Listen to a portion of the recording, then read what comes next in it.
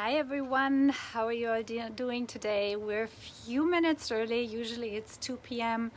I'm in a mastermind today and I'm on a short break, and so I want to head back soon.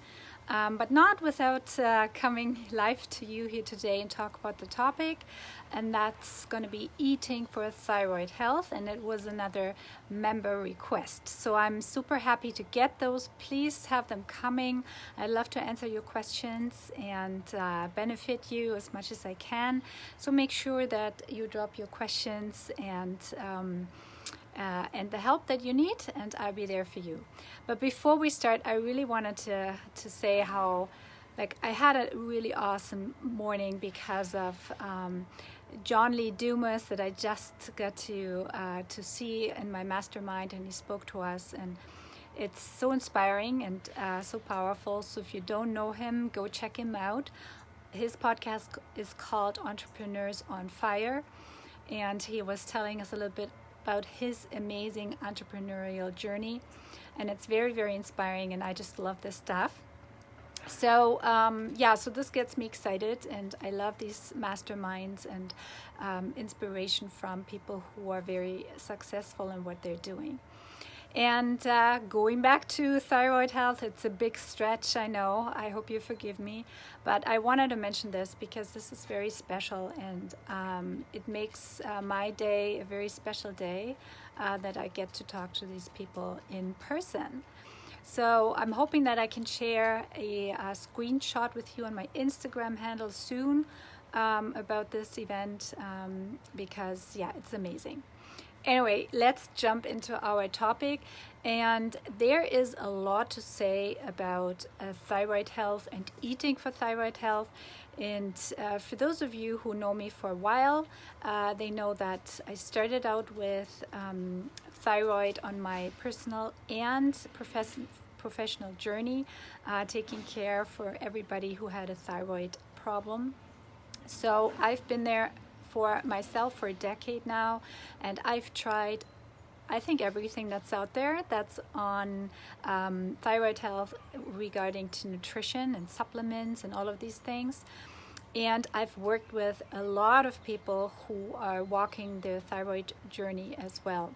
So I want to tell you a little bit about that when we cover this topic today, just to give you an idea of what to expect if you want to eat for thyroid health. So there are a few things we need to cover, and that is iodine, that is soy, that is gluten, that is dairy, and that is all kinds of different diets. Things like paleo, keto, autoimmune, right? Those are usually the keywords that come up if you search thyroid and nutrition online. And it can be super, super confusing because you can't do all of these things, at least not at once. You can try them all in a row and see how you like them. But it would take a long time for you and a lot of trial and error to see if it makes a difference for you. So here's my number one advice, because we all try things out on our own first. This is how we get started with anything. But if you really want to leave an impact and reach your goals faster, go work with someone who has experience, because especially in this field, it is important that you know about trends, that you know about the latest nutritional research, because let me tell you, nothing is set in stone, and nothing in health in general, but also for the thyroid. It is still researched heavily, and there are new insights coming out all the time, and it just takes time till it hits mainstream media, if at all. So go work with someone who is experienced if you want to see results faster, and not go the trial and error route like so many people. And I usually offer in the fall, I offer a program called 10, Thyroid Energy Nutrition. So it's a 10 program. It's a 4-week group coaching program where I teach you all the basics and fundamentals that you need to keep in mind for eating for thyroid health. And it usually kicks off with a challenge. And if you're interested in that, please let me know in the comments below and I can set you on the list. And as soon as this will go out, you will be notified and you can participate. All right, so let's dive in. Thyroid health is a big group of conditions you can have, right? You can be hyperthyroid, you can be hypothyroid, you can have Hashimoto, which is the autoimmune component for thyroid.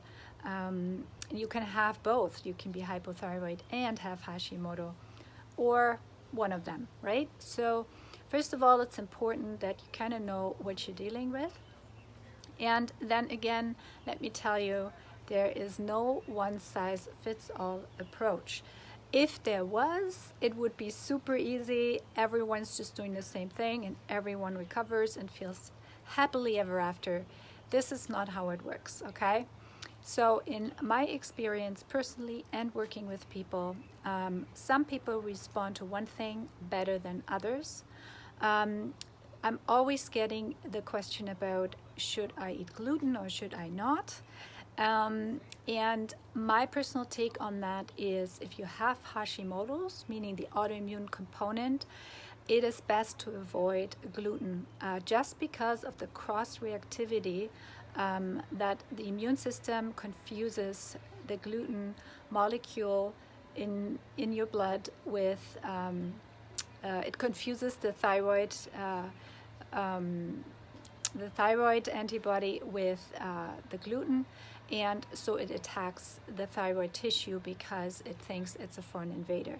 That's called molecular mimicry, and that's behind the gluten theory, which currently is still the standard advice, even though from my own experience I can tell you that, for example, sourdough, if you eat sourdough bread, you might do very well with it and nothing will happen to the autoimmune component if you eat sourdough, which can contain gluten, right? But nothing else containing gluten. So you see, it is super difficult to best determine where is the line. And again, this depends on you and your body. For example, if you have celiac, which is another autoimmune component, you do have to exclude gluten indefinitely from your diet because it will just make everything worse in your body. The same counts for dairy. Some people are okay with eating dairy, some others not so much. And again, this also is it depends on your genetic makeup, right? That plays a huge role, which is different for everybody. And also food sensitivities, inflammatory markers, other things considering in your health history, but which always needs to be looked at in its entirety, right? Talking about soy has been debated for a long time. The group of researchers are very divided on that topic. If you are on thyroid medication, it often says on the pill bottle outside, avoid eating soy products when you take your medication because it can reduce the effectability of the medication. But having said that, there are other people who are not on these medications dealing with thyroid conditions. They do not necessarily need to avoid soy products. If eaten small amounts or moderately, it might not affect other people. So you see, there's no one-size-fits-all approach, and we can find an argument for all of these things that are out there. So the next one I promised was iodine. Very controversial. Because iodine is needed by the thyroid to function properly. And actually, it is only needed by the thyroid. Oh, we're gonna get here some music from the neighbor. Well, it's kind of a summer vibe, right? So I hope you can still hear me. So iodine is needed by the thyroid exclusively in the body. That's why we need it, right? We cannot live without it for our thyroid health. But having said that, our food is often fortified with iodine in quantities that are too much for our thyroid. iodine is also sometimes included in personal care products, in cosmetics, and it comes in sea products, right? For example, if you love sushi, in the nori sheets, or in fish. So we do get a lot of iodine these days. It wasn't always the case. We were deficient in iodine once before the war, but it has since been rectified. And nowadays we're actually getting, on average, too much iodine. And if you are sensitive with your thyroid, you might have a mechanism that is actually starting to get too much iodine into your thyroid, which can mess up with your thyroid and which can cause it to slow down and you become hypothyroid. So again, it's a fine line here with the iodine as well, and it's super individual because not everyone is affected by this mechanism. And let's tackle all the last diet strategies, right? I hear people who love to go on keto because they say, well, I shouldn't be eating any carbohydrates, and sometimes it works for people. But in my experience in working with a lot of people, keto does not seem to be the best choice for thyroid health because the thyroid does require carbohydrates for its synthesis and production of the correct amounts of hormones.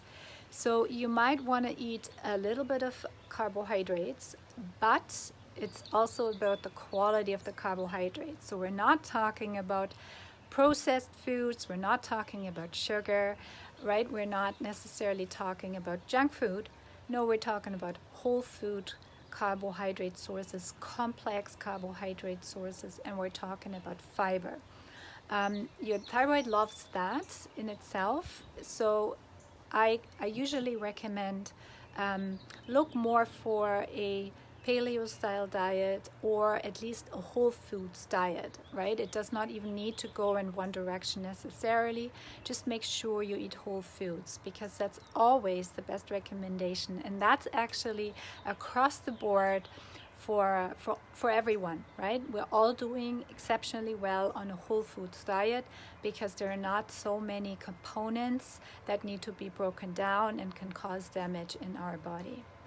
So again, I usually do not recommend keto for the majority of people if it's only about the thyroid. I tend more towards a paleo style whole foods diet. So I do love carbs myself and I recommend them, and people usually do well with them. People who are concerned about weight loss, they need to take other things into consideration. And again, you see, it is super individual. And I know I sound like a broken record, but the problem is with mainstream media, they're telling us this one thing we need to do, right? Or these 2 steps, and when we do that, or this one product, and if we do that, we improve. And then we're disappointed when it doesn't happen. And that's because it cannot happen that way. It would be way too easy. It is much more complex, and we need to take lots of different things into account and consideration.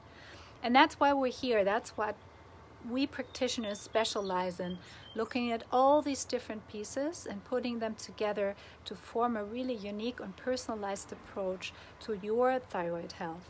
Okay, so that was super important for me today to tell you that it is about a personalized individual approach for your thyroid health, and taking some trends into consideration.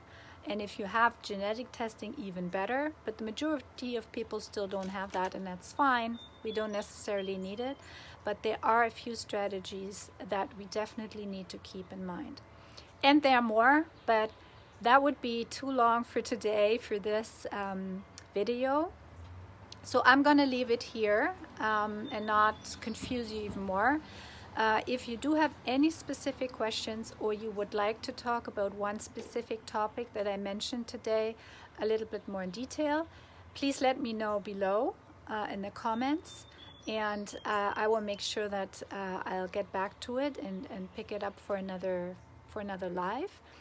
And please like this video, comment. I want to make sure you guys see this, because if you're missing out on the content, that would be that would not be very good for neither of us.